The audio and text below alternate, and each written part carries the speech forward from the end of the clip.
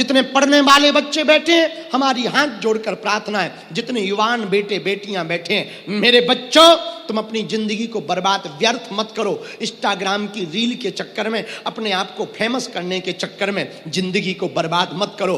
रातों भर तुम्हारे माता पिता रो रो करके, तुम्हारा पिता रातों भर जाग जाग कर खेती करता है ताकि हमारी बेटी और बेटा पढ़ सके। और सफलता रील को लाइक करने से प्राप्त नहीं होती है, रियल में पढ़ाई करने से प्राप्त होती है।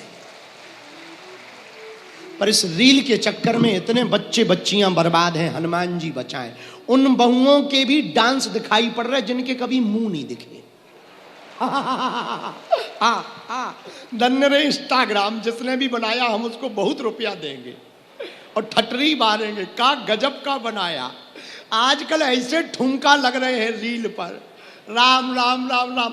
बहू डांस कर रही, ससुर लाइक कर रहा।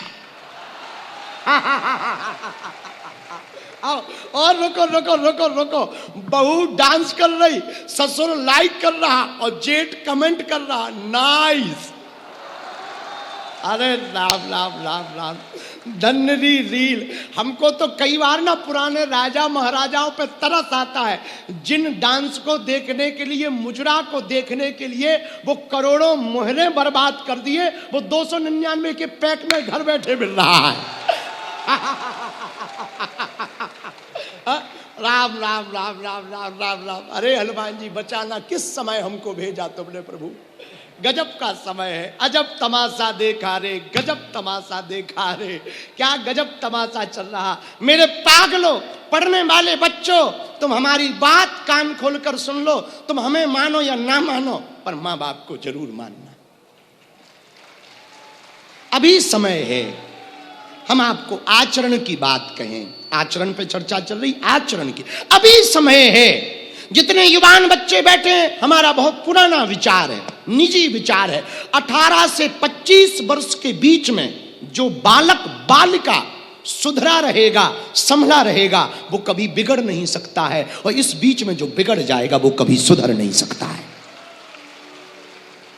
इसलिए जितने भी बच्चे बैठे, तुम संगत के चक्कर में दूसरों को, कुछ लोग कहते गुरुजी हम क्या बताएं, हम तो ठीक थे, हमारी सहेली बेकार थी, हमारे सहेला बेकार था। अरे नक्कटू, चंडी, दुर्गा, काली, त्रिपुर सुंदरी, बेटियों तू दुर्गा बन, तू काली बन, पर कभी ना बुरके वाली बन।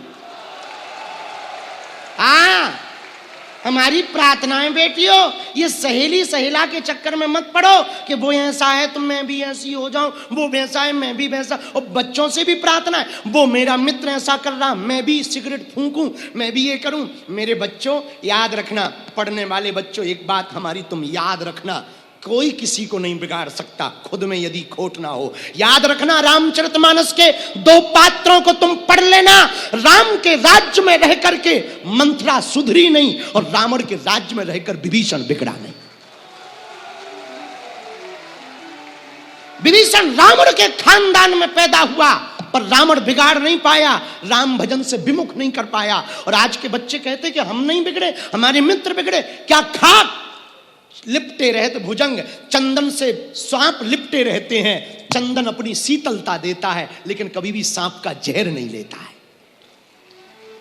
इसलिए तुम कितने भी गलत संगत में रहो, कितनी भी गलत जगह रहो, पर अपने आप को कंट्रोल रखो, अपने आचरण को शुद्ध रखो, अपने मन को कंट्रोल रखो। आज की कथा की बात यही तुम्हें जीवन में घर पर लेकर जानी है। और सुनो बच्चों, दौड़ते हुए घोड़े, उगते हुए सूर्य का चित्र लगाने से सफलता नहीं मिलती है। सूर्य के पहले जगना पड़ता है और घोड़ों की तरह दौड़ना पड़ता है, तब सफलता प्राप्त होती है। लेकिन आजकल के बच्चों पे बातें 4 दिन तक काम करती, फिर बिगड़ जाते। देखो तुम, कई लोग ना आज की बात गुरुजी की सुनकर हम तो कल 4 बजे से उठेंगे, अलार्म लगा करके सो जाते। लेकिन जब अलार्म बजता तो बंद करके ऐसा आनंद की नींद लेते जैसे बम डिफ्यूज कर दिया। हाँ, फिर और गहरी नींद आती। और वो कहता है माइंड, उसी वक्त माइंड कहता 5 मिनट में क्या बिगड़ जाएगा, और कब 8 बजाते पता नहीं लगता है। वो 5 मिनट ही खराब है, उसी 5 मिनट को ब्रेक लगा करके यदि खड़े होकर के हम सावधान से अपने आचरण की शुद्धि करें। मेरे पागलों, सूत्र याद रखना पढ़ने वाले बच्चे, आचरण की शुद्धि करनी है। किसकी शुद्धि करनी? बोलो बोलो। आचरण की शुद्धि करनी। चरण के बल पर तुम मंदिर जा सकते, पर आचरण के बल पर तुम परमात्मा तक जा सकते हो। इसलिए आचरण की शुद्धि करो।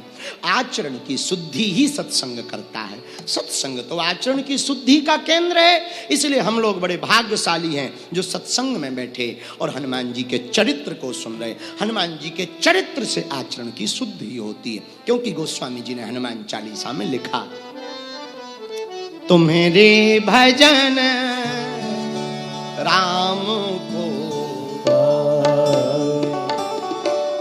तुम्हारे भजन गाइए, तुम्हारे भजन राम को, गाओ गाओ गाओ गाओ, तुम्हारे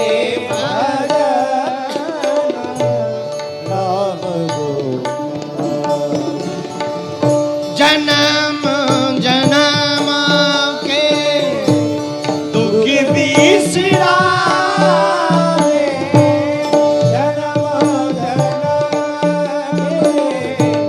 हनुमान जी की शरण को पकड़ो। जन्म जन्म के दुख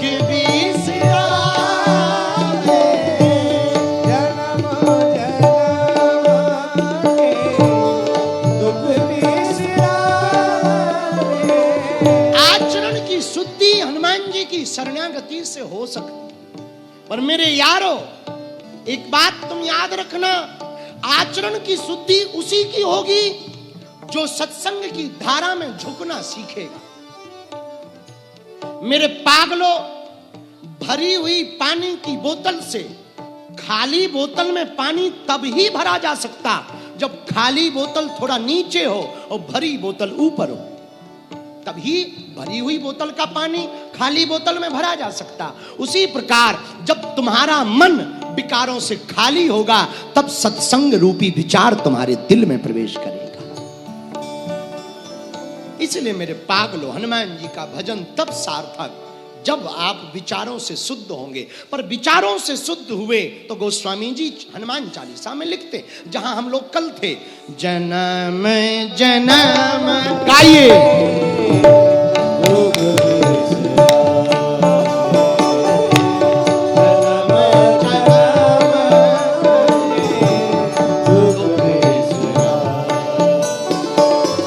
सीताराम सीताराम सीताराम कही, हरि बोल, सीताराम कही, जाहि विधि राखे राम ताहि विधि रही, जाहि विधि राखे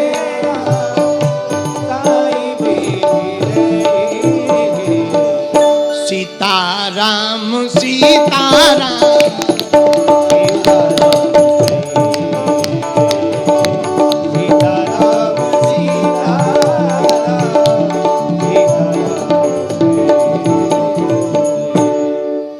आचरण की शुद्धि पर खाली होना बहुत जरूरी है, तभी हनुमान जी का भजन काम करेगा।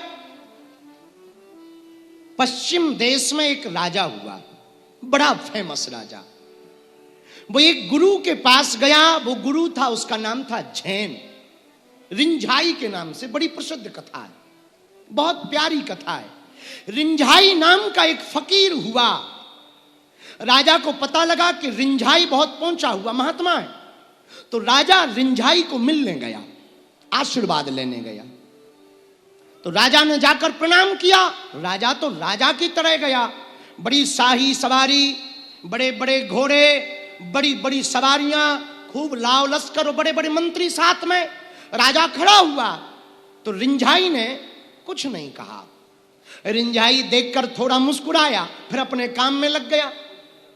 तो राजा को बड़ा आश्चर्य हुआ कि मैं इतना बड़ा राजा और ये गुरु मेरा स्वागत भी नहीं कर रहा, पर कोई बात नहीं, गुरु है।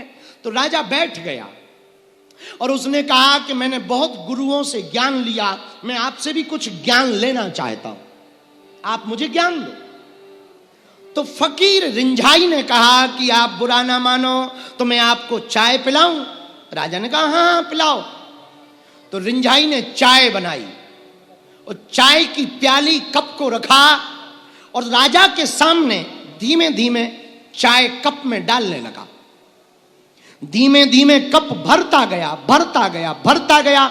एक समय ऐसा आया कि चाय से कप भर गया, फिर भी रिंझाई ने डालना बंद नहीं किया, वो डालता रहा। जैसे ही थोड़ी चाय ओवर हुई तो चाय नीचे गिरने लगी, क्योंकि कप ज्यादा भर चुका था। तो राजा चिल्लाया कि बस करो, हम जब से आए हैं एक तो तुम ठीक से बात नहीं कर रहे, हमने कहा कि आपने कहा कि चाय पियोगे, हम चाय पीने को तैयार हुए। अब ये क्या पागलपन है कि कप में चाय भर चुकी है फिर भी तुम चाय भरे जा रहे हो। रिंझाई ने कहा राजन, हम यही तुम्हें समझाना चाहते। राजा ने कहा क्या? फकीर रिंझाई ने कहा राजा, तुम भी अभी अहंकार से, काम से, क्रोध से भरे हुए हो, मेरी बातें तुम्हारे दिल में बैठ नहीं पाएंगी, ओवरफ्लो हो जाएंगी। पहले तू खाली होकर आ, तभी भरी जा सकती है। उसी प्रकार कथा में आने वाले श्रोताओं, तुम अपने मन को खाली करके बैठना। यदि तुम भर कर बैठोगे, ज्ञानी बनकर बैठोगे, समझदार बनकर बैठोगे, तो तुम्हें हमारी बात बहुत अच्छी नहीं लगेगी, और हो सकता बिल्कुल अच्छी ना लगे, और हो सकता तुम्हें लगे कि ये क्या बकवास कर रहा है। इसलिए तुम कथा में जब भी बैठना, बहुत प्रेम पूर्वक बैठना और खाली होकर बैठना। तुम खाली होकर बैठोगे तो कथा की बातें तुम्हारे दिल में भरेंगी और तुम्हारे आचरण की शुद्धि होगी। मन को खाली करके बैठो, प्रभु के दर पर एकदम खाली होकर बैठो। ऐसे बैठो जैसे खूंटी के ऊपर कपड़ा टांग देने के बाद पूरा कपड़ा खूंटी के बल पर लटका रहता है, वैसे ही कथा में भी पूरा मन परमात्मा पर अटका रहना चाहिए, भगवान पर अटका रहे। तो भगवान गोस्वामी जी कहते हैं, जन्म जन्म के दुख जन्म जन्म के दुख मिट जाते कब? कोई भगवान का नाम ले। हनुमान जी की जो शरण आएगा वो जन्म जन्मों के दुखों से बचेगा। क्यों? हनुमान जी शंकर सुवन केसरी नंदन। हनुमान जी ही शंकर जी हैं और शंकर जी ही हनुमान जी हैं। अच्छा, शंकर जी को क्या कहते? देव कहते कि महादेव? बोलो। बाकी सब हैं देव और भोलेनाथ हैं। अरे दोनों हाथ उठा के बोलो, हर हर महादेव। तो भोले बाबा क्या हैं? महादेव। और बाकी सब क्या हैं?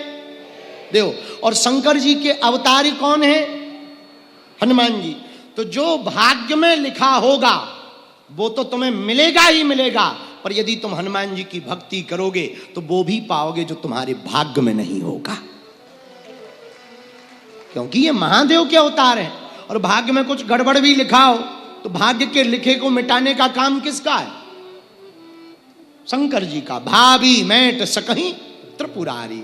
भाग्य के लिखे को मिटाने का काम महादेव का है। वही भाग्य के लिखे को मिटा सकते, भाग्य का लिखा हुआ केवल महादेव मिटा सकते। तो उन्हीं महादेव के अवतारी कौन है?